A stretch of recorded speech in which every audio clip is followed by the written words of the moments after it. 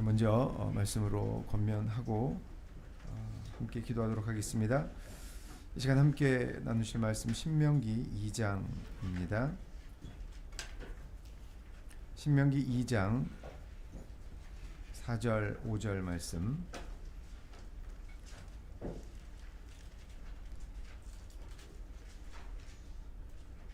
신명기 2장 4절 5절 말씀 찾으셨으면 한 목소리로 읽겠습니다.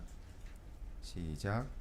너는 또 백성에게 명하여 이르기를 너희는 세일에 거하는 너희 동족 에서의 자손의 지경으로 지날진대 그들이 너희를 두려워하리니 너희는 깊이 스스로 삼가고 그들과 다투지 말라.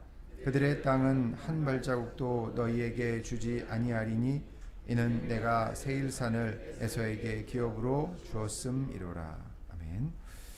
언젠가 교회에서 수련회로 여름에 원주 교회를 간 적이 있습니다. 여러분 원주 교회 가보셨습니까? 원주 교회 가면 정원이 참 예쁘죠. 그리고 밭도 참 예쁘게 잘 갖고 놓으셨습니다. 그 정원을 한 형제님께서 이렇게 관리를 하신다고 하더라고요. 뿌리고 또 뭐 풀도 뽑아주고 또 가지치기도 하고 이런 걸 하시는데요. 그래서 그분이 저를 이제 데리고 이것저것 이제 뭐 알려주시더라고요. 저 나무가 뭐고 꽃이 뭐고 이렇게 쭉 설명을 해주시는데 저는 그분의 그 이 꽃과 나무에 대한 유식함보다 저의 무식함에 놀랐습니다. 어쩜 이렇게 다 모르는 것들인지. 그런데 설명을 안 들을 때는 그냥 다 저건 풀이고 저건 나무였는데요. 설명을 듣고 나니까 다르게 보이더라고요. 그래서 그 풀과 나무의 이름을 모를 때는 그냥 저에게는 잡초였죠. 여러분 이런 경험 있으실지 모르겠습니다. 길 가다가 잡초를 밟았어요. 나도 모르게. 뭔가 밟았는데 잡초였어요. 그럼 어떠세요? 뭐 잡초네. 아무런 감정이 들지 않습니다. 근데 밟았는데 내가 아는 풀이야. 내가 아는 꽃이면 어떻습니까? 괜히 조금 미안해집니다.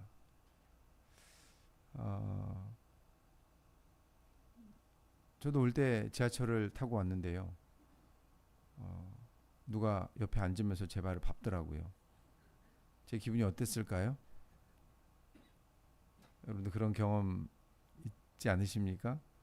모르는 사람이 발을 밟아요. 기분이 상합니다. 근데 누가 발을 밟아서 딱 봤는데 우리 교회 성도님이야. 목자님이야. 그럼 어때요? 밟아서 반갑죠. 안 그러십니까? 관계라는 것이 이런 것 같습니다. 그 존재가 무엇이냐가 중요한 것이 아니라 나와 어떤 관계가 있느냐. 이것이 중요하지요. 나의 그것에 대한 태도를 결정한다는 것입니다. 오늘 하나님께서는 에돔 땅을 지날 때 이렇게 말씀하시죠. 너희는 깊이 스스로 삼가라. 그들이 가나안 땅에 들어가서 싸워서 땅을 얻어야 하는데요. 이 에돔 땅은 그들이 싸워서 얻지 말라고 하십니다. 그러면서 깊이 스스로 삼가라고 하세요. 왜냐하면 그 에돔 사람들이 너희를 두려워할 것이다 라고 말씀하십니다. 왜냐하면 이 에돔 사람들이 이 이스라엘 사람들이 애굽에서 나오면서 그들이 하나님을 통해서 겪었던 일들을 소문으로 들었기 때문이죠. 이스라엘 백성 앞에서 두려워하는 그 어떤 민족을 공격해서 치는 일은 정말 식은 죽 먹기 아니겠습니까? 손 안 대고 코 푸는 일일 것입니다. 그런데요, 하나님께서는 그런 그들을 그 백성 이스라엘 백성에게 붙이지 않으십니다. 왜 그럴까요? 그들이 착각할 수 있다는 거죠. 마치 자기들이 싸움을 잘해서 용맹해서 그들을 싸워서 이길 수 있을 거라는 그렇게 착각할 수 있기 때문인 거죠. 우리도 모르게 내 앞에서 어떠한 이유로든 이렇게 굽실거리고 나를 두려워하는 사람을 만나면 내 안에 이상한 마음이 생깁니다. 마치 내가 원래 그 사람 앞에서 그래도 되는 사람인 것처럼 생각할 수 있다는 거죠. 그것을 우리는 교만이라고 합니다. 그래서 너희는 그들 앞에서 스스로 삼가라, 이 말씀은 교만하지 말라라는 말씀이죠. 그래서 덧붙입니다. 에서, 이 에돔 족속을 그냥 에돔이라고 하지 않고 4절 보시면 너희 동족 에서라고 하죠. 내 동족. 그러니까 이 에서는, 에돔 족속은 너희들과 무관한 족속이 아니야, 이런 말씀이죠. 관계가 있다는 것입니다. 교만이라는 것은 하나님께서 내게 그 쳐주신 그 울타리를 넘어가 버리는 것입니다. 그래서 첫사람 아담과 하와가 왜 범죄했습니까? 하나님께서 넘어가지 말라고 한 그 울타리를 넘어가 버렸다라는 거죠. 그들이 누릴 수 있는 은혜가 너무 많았습니다. 동산 실과의 나무는 임으로 다 먹으라고 하셨습니다. 그 많은 은혜를 잊어버리고 쳐주신 울타리를 넘어가 버렸다는 거죠. 그래서 은혜를 잊어버리면 하나님과 관계에 문제가 생깁니다. 그래서 우리가 마음을 잘 지켜야 하죠. 우리 마음에 울타리를 잘 쳐야 합니다. 우리가 울타리를 잘 친다는 것은 감시한다는 거죠. 내가 내 마음을 잘 감시하는 것입니다. 이렇게 보초를 딱 세워두는 거죠. 왜냐하면 내 마음이 정말 나를 잘 속이기 때문에 그렇습니다. 다른 사람에 대해서 감시하는 것이 아니라 내가 내 마음을 잘 감시를 해야 하죠. 그래서 이렇게 나를 두려워하는 사람을 보게 되면 내가 마치 그래도 되는 사람인 것처럼 생각하게 만듭니다. 그 속도가 거의 빛의 속도죠. 그래서 이 자리에서 가장 조심해야 될 사람이 누굴까요? 저죠. 어떻게 하셨어요? 왜 그럴까요? 제 자리가 제일 높지 않습니까?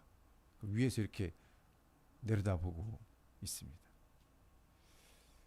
어떤 한 목사님께서 신학생 시절에 이제 실습을 가서 설교를 하는데 설교를 하기 위해서 이렇게 단에 올라가셨대요. 그랬더니 밑에 계시던 한 장로님이 어디 신학생이 올라가서 설교를 하냐고, 교만해지게. 그래가지고 내려가서 이렇게 설교를 하셨대요. 그래서 그 일을 이제 회상하시면서 그런 그때 당시에 생각을 하셨답니다. 아래 낮은 곳에 내려가서 교만하지 않을 수 있다면 자기는 평생 밑에 내려가서 설교를 하겠다고. 저는 뭐 두 분의 생각이 다 맞다고 생각을 합니다. 높은 곳에 있다고 해서 꼭 교만해지는 것은 아니지만 또 낮은 곳에 있다고 해서 뭐 항상 그 사람이 겸손해지는 것은 또 아니죠. 그렇다고 높은 곳이 안전하지는 않습니다. 사람은 제가 저를 봐도 그래요. 너무 적응을 잘합니다. 우리가 다른 것은 적응을 하더라도 내가 받는 은혜에 대해서 내가 마땅히 은혜 받을 만한 사람이다 이렇게 적응해서는 안 되겠죠. 문제는 높으냐 낮으냐 내가 있는 환경이 아니라는 거죠. 내가 어디에 있든 무엇을 보느냐가 중요합니다. 하나님께서 이스라엘 백성들과 광야에 있을 때 하나님께서는 그 높고 높으신 하나님께서 그 천막 가운데 계셨습니다. 왜 그러셨을까요? 아무리 높으신 하나님이시지만 그들과 같이 그들과 함께 낮아지실 수 있는 분이라는 것을 그 백성들이 보기를 원한 것입니다. 그래서 그 하나님의 그 높으신 하나님의 한없이 낮아지심을 보라는 거죠. 그래서 우리가 아무리 낮은 곳에 있어도 봐야 할 것을 보지 못하면 하나님을 보지 못하면 언제든 내가 나라는 사람을 속일 수 있다는 것입니다. 내가 나를 속이면 내가 지금 누리고 있는 것이 마치 내 노력의 대가이고 그러니까 받는 것이 전혀 부끄럽지 않게 여길 수 있습니다. 그런 사람이 꼭 10중 8구는 자랑하는 것 같아요. 고린도 교회를 보시면 그 교회 안에 자랑하는 사람들이 많았던 모양입니다. 그래서 바울 사도가 그것을 경계하는데요. 우리 고린도 후서 11장 보겠습니다.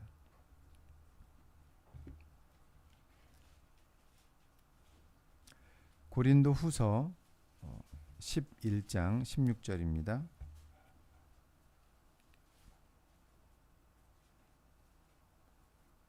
고린도후서 11장 16절 제가 읽겠습니다. 내가 다시 말하노니 누구든지 나를 어리석은 자로 여기지 말라. 만일 그러하더라도 나로 조금 자랑하게 어리석은 자로 받으라. 아멘. 바울이 자랑할 것이 있는데 그게 뭐냐면 어리석은 자로 받아달라는 것입니다. 그러면서 이게 뭐야? 이게 하면서 그 다음 구절을 쭉 들어보면요. 자기가 그동안 복음을 전하면서 하나님의 일을 하면서 겪었던 일들을 쭉 나열을 합니다. 그 내용들이 결국 뭐예요? 내가 복음을 전하다가 핍박을 당하고 조롱을 당하고 죽을 뻔했다. 그런 얘기들이 쭉 이어집니다. 그러면서 마지막에 하는 말이 32절, 33절인데요. 제가 읽겠습니다. 다메섹에서 아레다 왕의 방백이 나를 잡으려고 다메섹 성을 지킬세 내가 광주리를 타고 들창문으로 성벽을 내려가 그 손에서 벗어났노라. 아멘. 이게 무슨 뜻이에요? 나를 죽이려고 막 사람들이 쫓아올 때 내가 어떻게 했다고요? 도망갔다는 것입니다. 여러분 어디 가서 내가 도망갔다고 자랑한 적 있으세요? 내가 죽을까봐 무서워서 열심히 도망갔어. 근데 바울은 이것을 자랑이라고 하고 있다는 거죠. 바울 사도는 왜 이런 얘기를 자랑처럼 하는 걸까요? 당시 로마에는 한 전쟁이 끝나고 나면 지금도 그렇지 않습니까? 어떤 전쟁을 치르고 나면 그 공이 많은 군인에게 훈장을 수여하지 않습니까? 그래서 로마도 이때 전쟁을 마치고 나면 무공 훈장이라는 것을 줬대요. 근데 그 중에 최고의 무공 훈장이 있는데요. 그걸 누구에게 주냐면 이 사람에게 준답니다. 과거에는 그 전투의 양상이 공성전이라고 들어보셨죠? 그래서 그 문을 딱 걸어 잠그고 성 안에 있는 그 적군을 밖에서 치는 겁니다. 누가 더 유리할까요? 안에 있는 성벽에 딱 문 닫고 있는 쪽이 유리하겠죠. 그러니까 공성전은 밖에서 공격하는 쪽이 굉장히 성공 확률이 낮은 방식이래요. 그런데 그렇게 해서 공격을 합니다. 이기기도 해요. 그래서 뭐 영화나 드라마 보면 큰 높은 사다리를 걸쳐가지고 막 성벽을 기어 올라가서 어쨌든 싸워서 안에서 문을 딱 이렇게 열어줘야 하는 사람이 있어야 이기는 거 아니겠습니까? 근데 생각해 보세요. 그런 장면 볼 때마다 너무 한심하고 답답하지 않습니까? 그 사다리 쭉 밀어버리면 끝나는 일이고 위에서 돌 던지고 뜨거운 물 부으면 훨씬 더 방어하기가 유리한데 이 사람들이 죽자고 계속 올라가요. 그런데 그렇게 해서 이기는 전투도 있다는 거죠. 그래서 그렇게 죽을 확률이 훨씬 높은 그런 싸움에서 올라가서 그 성벽 안을 타고 가장 먼저 들어가서 문을 딱 여는 사람, 그 사람에게 당시 최고의 무공훈장을 줬다는 것입니다. 근데요, 조건이 있어요. 이 사람이 나중에 로마 황제 앞에 가서 내가 1번으로 했다고 증언을 해야 됩니다. 옆에서 누가 봐가지고 저 사람이 1번으로 가서 문 따줬네? 이게 소용이 없어요. 여러 사람이 가서 할 수도 있잖아요. 근데 자기가 믿는 신의 이름을 걸고 내가 가서 1번으로 문을 열었다. 이렇게 해야 그 사람에게 당시 최고의 무공 훈장을 줬다고 합니다. 그래서 바울은 지금 1등으로 성벽을 타고 올라가야 무공을 훈장을 받는데 바울은 지금 뭐라고 했어요? 나는 성벽을 타고 내려갔다. 도망갔다고 자랑하는 것입니다. 이것은 일종의 패러디죠. 군인들은 성벽을 타고 올라가야 훈장을 받지만 그래서 그것이 자랑이지만 나는 성벽을 타고 내려왔다. 이것을 자랑처럼 말을 하는 것입니다. 왜 그랬을까요?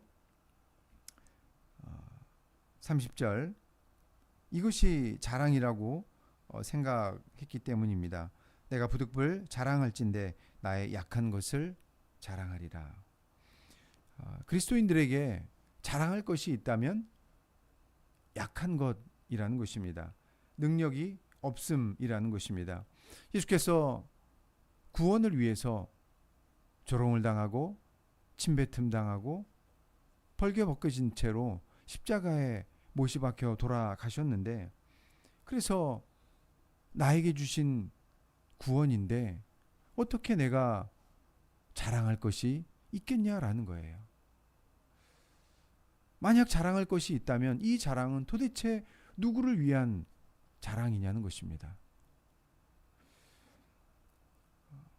교회에서 자랑하기 쉬운 자리가 있죠. 바로 헌신의 자리입니다. 뭔가 내가 나의 것을 이렇게 드리는 자리죠. 시간이든 노력이든 돈이든 그렇습니다. 그래서 우리가 이 헌자가 들어가는 일을 조심해야 합니다. 헌 이것은 바친다, 드린다라는 거잖아요. 바친다는 게 뭐예요? 이렇게 드리고 잊어버리는 거죠. 잊어버려야 합니다. 만약에 우리가 뭔가를 하나님 앞에 드리고 잊으면 어떻게 될까요? 속상할까요? 그러지 않죠. 여러분 성경에서 헌신이라는 단어가 맨 처음 등장하는 데가 어딘지 아십니까? 우리 출애굽기 보겠습니다. 출애굽기 32장입니다.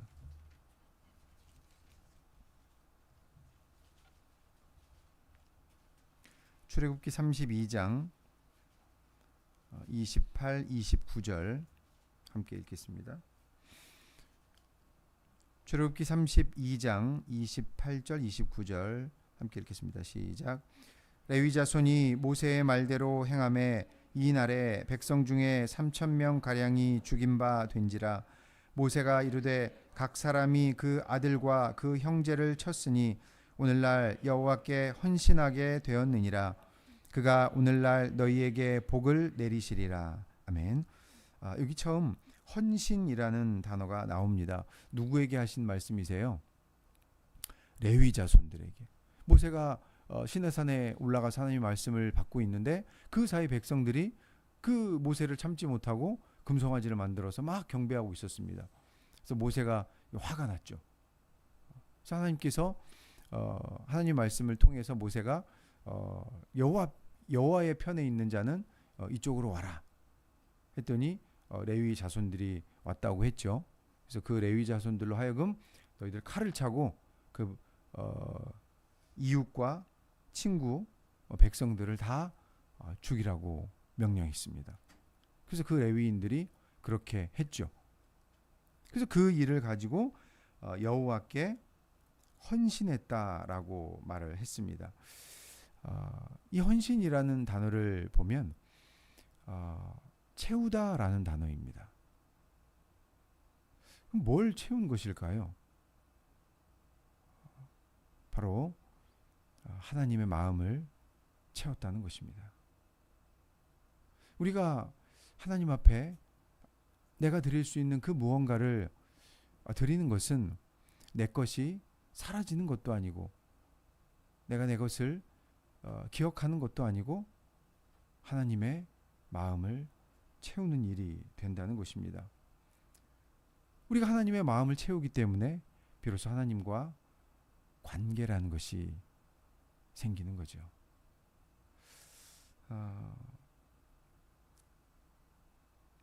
만약 우리가 하나님께 바치고 드리고도 그것을 잊지 않는다면 그것은 하나님의 마음을 채우는 것이 아니라 누구의 마음을 채울까요? 나의 마음만 채우겠죠. 똑같은 헌신의 행동이지만 그 사람의 마음에 따라서 무엇을 채우는지가 완전히 달라진다는 것입니다. 교만은 자기 마음을 채우는 일입니다. 그러면 그럴수록 하나님과의 관계가 사라져 버리겠죠. 기도를 우리 그리스도인과 하나님과의 관계 척도라고 하지 않습니까? 우리가 기도하면서도 우리의 마음만 채울 수도 있습니다. 오늘 이 시간 기도하실 때에 나의 마음이 아니라 하나님 마음을 채우는 기도, 하나님 마음을 채우는 삶이 될 수 있도록 함께 기도하시는 저와 여러분 되기를 원합니다. 기도하겠습니다. 이 시간 어제 광고 말씀드린 대로 안수 받기 원하시는 분들 나오셔서 안수 받으시면 되겠습니다. 기도하겠습니다.